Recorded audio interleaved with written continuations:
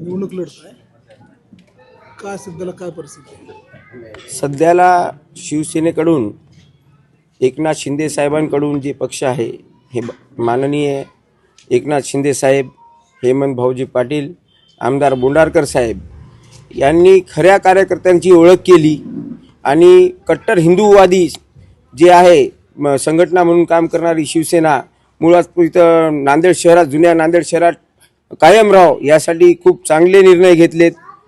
हे जे भाजपवाले आहेत इथं नांदेड स्थानिक लेवलला लोकलचा राजकारण खराब करण्यासाठी निष्ठावंत लोकांचे तिकीट कट करत आहेत. इथं सगळं काळा कारभार चालू आहे आणि आज दिनांक 31/12/2025 रोजी आमच्या फॉर्मवर भाजपवाल्यांनी ऑब्जेक्शन घेतला होता. इथं मधून ओबीसी मधून मी अक्षय भानुसिंह रावत उमेदवार म्हणून इथं आहे, लढणार आहे शिवसेनेतून धनुष्यबाण निशाणीवरून. त्याच्यावर त्यांनी ऑब्जेक्शन घेतला होता भाजपवाल्यांनी की त्यांना माहीत झालं की प्रभाग 16 आणि नांदेड भरात आता भाजपचा माती होणार आहे, कारण की त्यांचे निर्णय खूप चुकीचे गेलेले आहेत.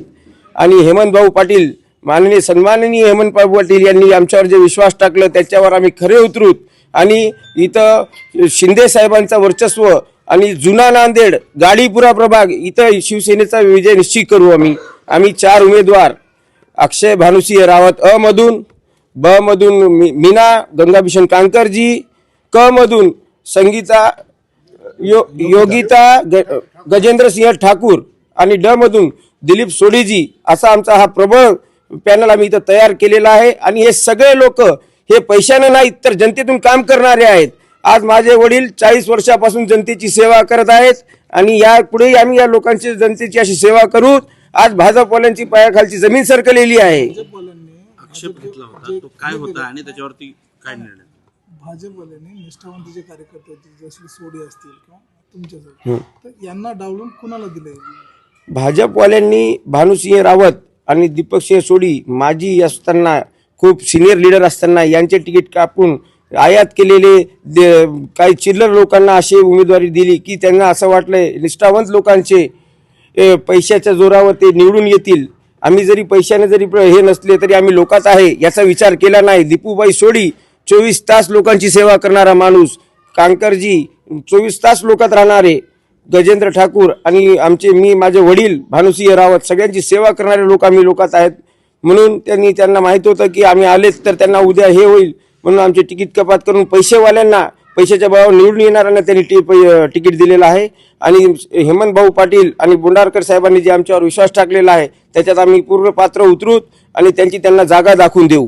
आक्षेप घेण्यात आला होता, नेमका आक्षेप काय होता? आक्षेप म्हणजे जे ओबीसी उमेदवार म्हणून माझा अर्ज भरलेला आहे, तर इथे जे आमचे भाजपचे उमेदवार आहेत त्यांना असं वाटत होतं की दुसरा कोणी त्यांच्या ठिकाणी प्रबळ दावेदार नाही आणि मी त्यांना पाडू शकतो त्यांना माहीत असल्यामुळं त्यांनी माझ्यावर खोटे आरोप करून लिखित काहीतरी अर्ज केला होता. त्याचं आम्ही उत्तर दिलोत आणि आम्हाला न्यायालयाकडून संविधानाच्या गोष्टी लक्षात ठेवून आमचा फॉर्म हे वैध ठरवण्यात आलेला आहे. आणि पुढची निवडणूक आपल्या सगळ्या जनतेच्या आशीर्वादानं आणि देवाच्या आई वडिलांच्या आशीर्वादानं आमची पार पाडावी, आमची हीच विनंती आहे.